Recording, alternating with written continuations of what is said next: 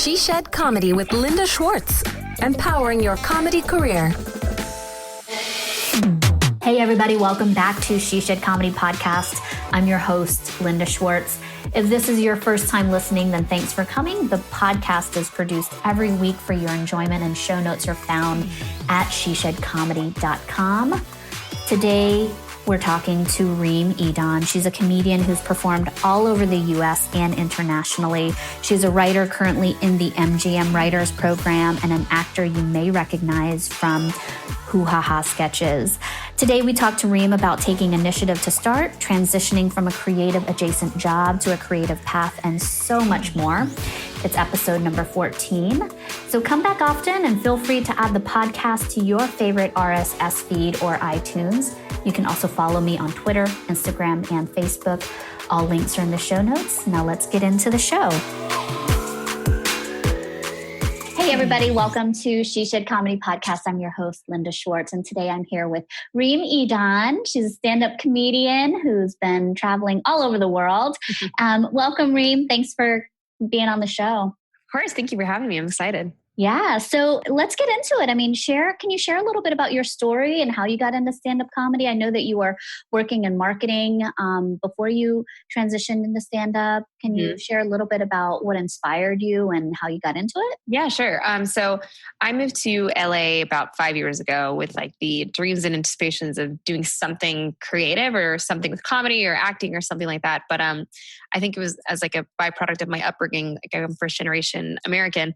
I think I never allowed myself to realize that I could actually get involved in the creative side of the industry and make it as a comic or a writer and actor. So I started working on the studio side, doing movie marketing. I think my first job out of college was at Paramount. Moved over to Disney and then most recently STX Entertainment. And it was all fun. And like, I was working at premieres and doing all this like fun red carpet stuff. But at the same time, I just felt like a void on the inside, being creative adjacent, as someone coined it.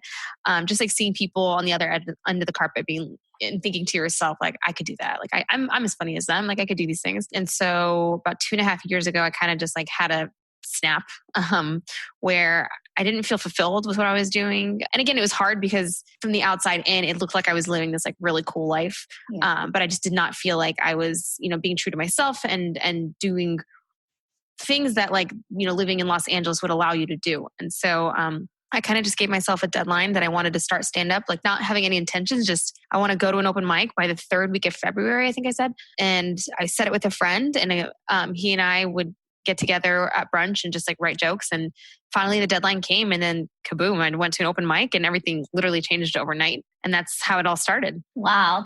I feel like that's such an incredible story because now like 2.5 years in, you've toured pretty much the world. You're doing stand-up full time, you're writing, you're in a writer's program, and we can talk a little bit about that later. But, what was it that helped you take the initiative to start? Because I know that for some creatives, when you're in a marketing job or a corporate job and you have that longing and that calling to do something creative, it's really hard to leave the comfort of your stable income and transition into something that is completely unknown and also uncertain. Yeah. So that's kind of been the hard part. Well, it's twofold. So as I started, going to open mics and then I took a stand-up class and I really started to see great feedback about, my performances and my comedy abilities. And it gave me like this confidence. I think I had to just keep moving forward, not knowing what that would be. And so like while I was working, whenever I had a free second, I'd be like writing jokes or, using my marketing skills to, work on my website or my social and things like that. And so I think I was kind of running on parallel tracks for a long time because I had that fear. Of course, I wanted to just jump off and do my own thing. But like, I think there's something to be said about like, taking advantage of the comfort and like the health insurance, which I've come to learn is so expensive. And, just that stable income and, taking your recreational time to build up your skills and your portfolio and things like that. And so when I finally got to a point where I felt like this is it, like, I should move, take that jump. Actually, the decision was made for me and I got laid off. And so it was it was probably the best thing that happened to me. I've been laid off once before, and it was from Paramount right before I went to Disney. And I could tell people it's like the best thing that ever happened to me because, it puts you back on track, whether it's from the universe or whatever, it puts you on track for where you should be. And sometimes having that decision made for you is like the best because you're like, oh, well, got to do it, So I actually was laid off like right before I was planning on, parting ways. So it was a nice little surprise. I remember being in my exit interview and they're like, we've never seen anyone this happy before. I was like, great. Everything is fine. So yeah, but I think it was, as that happened, I had the decision to make it like, okay, am I going to go full time or am I going to, look for another job and all that stuff? And because I had, built up this network and, got representation, done a bunch of things while I had that comfort, I felt like, okay, cool. I've just been pushed out of the nest and it's time to fly, which felt a lot safer for me. And yeah, so I think that's kind of how I've allowed myself to transition to like full-time writer, comedian, and have it be my reality.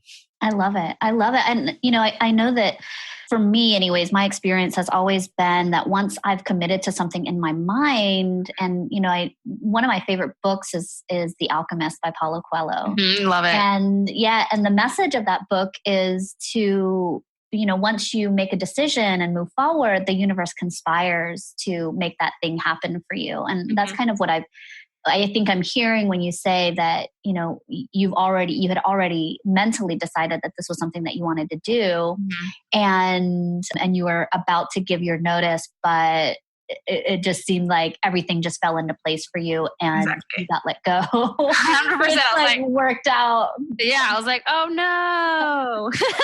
Yeah. And it was great too, because I felt like I had like, the support of like my peers because I did work in the entertainment industry. So people at the studio could definitely like, help me later on and moving forward. And I feel like they were all like, yeah, this is great for you. Like, having their like consent and support was important to me. I feel like I'm always over loyal. I always feel like this is something I'm learning constantly is like, I'm always feeling like, oh no, but what about them? When in Hollywood, it's always like, you have to be focused on your own career, Yeah, it's so cutthroat in Hollywood.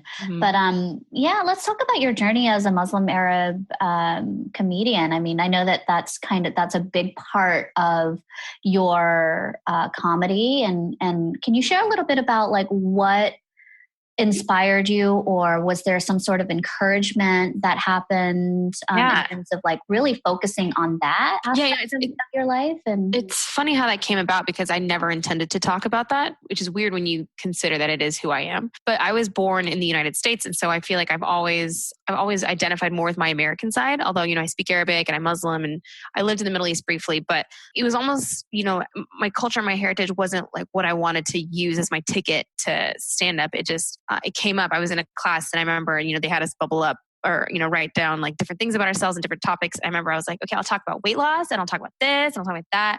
And like the last thing I wanted to talk about was like being Muslim and Arab. And it's literally, we just kept coming up to the forefront, even in my like, act outs or things like that. It was always like comparing my dad to, what normal people's parents would say and things like that, because that still continues to be a part of my life. And so at first I did actually, I did resist it a little bit. And then when I finally gave into it, I was like, wait, this is actually everything I have to talk about because this is what I've experienced. And then I started to connect with that first generation side of me. And then there's a lot of people who might not be Arab or Muslim, but completely understand like what the cultural differences are when you have like parents who think one way and, you think another way and things like that. And then I started to, once I realized like the power I had to kind of shift people's perspectives about, all that subject matter, I started leaning into it because, I would perform shows and people would come up to me and say like, you're the first Muslim I've ever met, or like, wow, like I didn't know like, Muslims or Arab girls like that did stand up. And I feel like it's slowly chipping away at this like negative stereotype that surrounds, my culture. So that's been fun. It's been fun to like draw from this pool of crazy shit that happened to me because of my parents and my background, and then find a way to use it for good. No, I totally agree with that. I mean, I'm coming to find out that that's where I'm headed with my own comedy, because I had a showcase a few months ago, and one of the last jokes that I wrote for my set came out of something that genuinely happened in my life. I grew up with brothers who spent some time in prison, and while other kids my age were writing letters to pen pals, I was writing letters to judges. Like that was that was my punchline. But that actually happened, and when I wrote it, it was actually the first joke in my set that I felt that felt really authentic to me and Nice. authentic to my voice. So there was a shift in energy in terms of where I was going, and it was in alignment with what I think I needed to talk about. So I love that you're focusing on your culture and things that have happened in your life, because I think that for me it's a segue or a way into finding your voice. And I think stand-up, I've heard so many comics say that stand-up has been a way for them to find their voice. So can you share a little bit about what that means for you? Yeah, well, it's interesting because people have asked me if I found my voice yet, and I am like, I think I'm finding it. I think I'm getting there. I'm definitely a lot closer now than when I first started. But yeah, it is important, I think, to figure out who you are on stage. It's funny, the majority of my stand-up is true stories. Like that's, I think, why one of the reasons I started comedy is because I would be telling these stories in my real life anyway.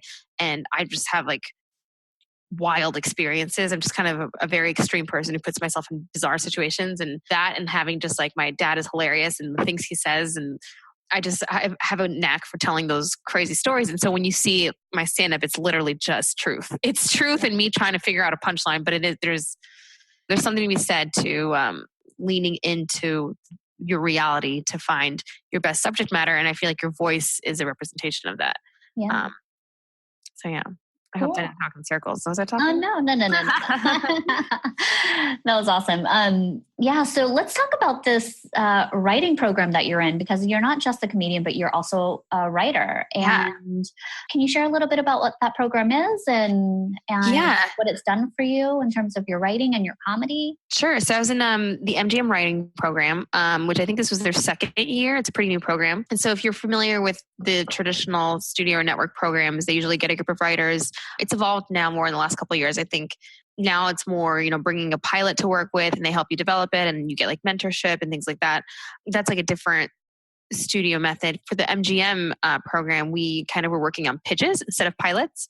And so, I pitched them on a couple ideas, and then they liked one of them and then asked me to develop the pitch with them. So we'd go in, I was among 3 other writers. So it was a group of 4 of us, and we would go in and kind of just like work on honing in the pitch for that project. And then with the intention of like pitching it out to buyers in the end. Yeah. So that was a really interesting process, because I'd always said like, well, I do marketing. Like I can figure it out, and I would be great at pitching. And I actually, I used to be in a lot of entrepreneurial contests and like conferences and stuff like that, and have won pitching competitions like internationally. Like I won one in Germany once. So I was like, I got this. But it was very interesting to see what more goes into the pitching process for a television show, and how it differs from like your traditional pitch. So that actually, I wrapped that up in December. Yeah, December. And waiting, there's like some changes going on at MGM. So I'm kind of waiting to figure out where we're going to go from there. But I hope to take out the idea and pitch it soon. I think it started off as like a digital program, but I don't know if it's getting merged with TV now or what's happening, but it's an ever-changing landscape.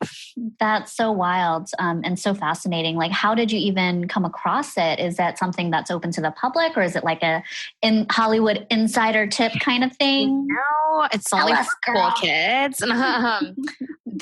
So most programs are open to the public, and that's how they find and foster diversity. This one specifically, I learned of through my agent. But there was like a whole application process too. I was like, oh Jesus. Like it was like college to get into this thing. But it was worth it in the end. And it was definitely cool to work with a couple of people at the studio and like get mentorship from them, because I feel like that's often something we need in Hollywood, whether it's from just more experienced writers or someone at a network or your reps, if they can just kind of guide you through it. Otherwise, it's just so much wasted effort and energy trying to figure it out. Yeah, I totally get that. And I know that you have a background in marketing and you got representation like straight out of the gate. Can you talk a little bit about that process? Because I know that because you had your network and insider connections, like and since this is a show about empowering women who are pursuing a career in comedy, like what would you say would be your advice for someone who's looking for representation? Sure. So it's interesting. So, I've been to a couple like manifestation vision board like events in the last couple of days just because of the new year and stuff. And one of them was specific to women in like Middle Eastern women. And we were talking about like things we wanted. And someone brought up the question of how do I get representation? And a lot of the more experienced women in the room made a good point, which is like, it's not necessarily seeking representation. It's like getting to a point where like they seek you. So it's really like building up whatever's going on in your life, whether it's having a bunch of, sample pilots or sketches that you shot, basically building a package about yourself and having you be so marketable that like they would be dumb not to find you or they would be dumb not to use you. And so I think it sounds like a very vague answer, but it really isn't when you think about it. And so for me, the reason I got repped so quickly was this whole crazy scenario happened last year where I like wrote a pilot and got like staffed on a television show, but then like the deal went through or fell through last second. But when it did go through, that's when suddenly like 5 companies were like, we want to rep you. And I was like, oh, great. This is awesome. But it wasn't until like I was, a hot commodity and that they wanted to come after me. And so there's definitely a more, baseline version of that, which is just having, submitting your stuff to festivals and being in competitions and having your material readily out there and your sketches up and basically like building that online package. So when someone, stumbles upon you, or if you have a friend who offers to forward your stuff to their rep, then it's like, it's an easy deal. I think that's the best. It's just really getting yourself into the position where, finally, if you get that meeting or the rep gets your email and says, okay, so, what do you have to offer? It's not your potential. It's what you've already done. Got it. So that's really great advice, because I feel like in this day and age with technology, the way that it is, like we should be creating content. I mean, I think that we should be looking at ourselves as content creators, whether or not, we embrace it. Like I feel like if you're a performer and you have the capacity to record yourself, even if you're just starting out, just for your own feedback, doing that will get you in the position to like really package yourself in the future. Because once you get good and once you start creating your content, and even if it's like for me, I have a hard time with recording myself on stage, but I do it. And it's one of those things where it's like I cringe when I have to go back and watch it, But at the same time, you learn something. And if there's something that you can grab from it and put it out, I think it increases your chances of really being seen. 100%. 100%. Yeah. Also, festivals are really big. So what I was just mentioning were my like literary reps and stuff. But for stand-up specifically, I just got a stand-up specific agent, and that was because of a comedy festival. So it's getting into comedy festivals where there's a plethora of reps in the audience and getting seen there. Cool. And which festivals would you recommend? If you're local to LA, I just did the Burbank Comedy Festival. That's where I got repped, and I really liked that one. That one's like very easy to attend. I would start there, to be honest, and then just like work your way out. There's so many, but I would choose festivals that are known for having industry reps there, because otherwise you're just spending some money and going somewhere without a real payoff. Right, focusing on that. Right. So having an intention, if you're going to do the festival route, making sure that you're getting seen by the right people. Yeah, definitely research it. Because sometimes if it's like an Akron, Ohio or something, and it's just local clubs, like that's fine. That's cool. You're getting more exposure technically, but you really want exposure in front of the right people. Yeah, exactly. Very cool. Well, thank you. I think we're coming up at the top of our time together, and it was such a pleasure having you. Yeah. And, like I said, since this is a show about empowering women in comedy, is there like, if you could go back and tell your younger self, 2.5 years ago. I'm already young. Advice. I know. Yeah, I'm kidding. Yourself 2 years ago when you're first starting out in stand-up comedy, like what are the 3 things that you've learned in the last 2.5 years that you wish you'd known when you started? I wish I knew. I wish I told myself that I deserved it.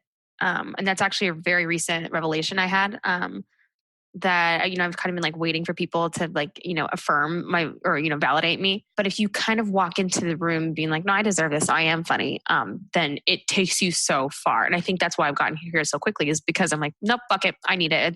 It should be like this. So knowing you deserve it. What else I wish I knew? I wish I knew how much work it takes. How to give myself permission to work on a joke over and over and over again. I have jokes that I've done for 2.5 years, and now they finally have the fine-tuned quality that I want. So that's something good to know, is that you can keep working on it. It's not just throwing a bunch of spaghetti in the wall and hoping to see what sticks. Something else I wish I knew is that networking is probably it's super important. So getting, on shows, working, hustling to get yourself, and then networking. Very cool. Well, thank you so much. Thank you. All of that amazing advice and sharing your time with us. Of course. I can't wait to see you at a show or on stage sometime soon. So you have to keep me posted with your shows. Thank you. And congrats on everything. Thank you. All right, talk to you soon. All right, girlfriend. Bye. Bye. Friends, you love comedy and you love being empowered. That's why you listen to this podcast. But we know what you don't love. Paying a ton of money for tickets to a comedy show and those pesky 2-drink minimums most clubs have nowadays. Well, I've got some good news for you. Stand Up New York has launched the Laugh Pass. It's a new way for comedy fans to get a VIP experience for less than the price of a typical night out at a club. And get this, they're expanding to clubs all around the country. So check out getlaughpass.com for the full list of clubs in the Laugh Pass network. And Laugh Pass holders get unlimited access to comedy shows, plus some amazing perks, such as a free ticket to bring a friend, VIP seating, advanced notification when big name comics are scheduled to perform, and a bottle of wine on your birthday week. What? The pass is normally $159, but it's been discounted for fans of our show to $139, and that's like $10 a month. Dude, that's insane. So get yourself over to standupny.com/laughpass or getlaughpass.com and get yourself a true comedy fan VIP experience. And make sure you enter the coupon code SHESHED so you can get that discount and I can collect my commission. Thanks, guys. Hey guys, it's Linda again. Before I let you go, I just wanted to say thank you for listening. And if you enjoyed this episode, please come by and show your love on one of our social media pages. You can find us on Instagram, Facebook, YouTube. And if you want to download our RSS feed, you can do so right on iTunes. Thanks again, and I look forward to sharing more content with you. Take care. Bye.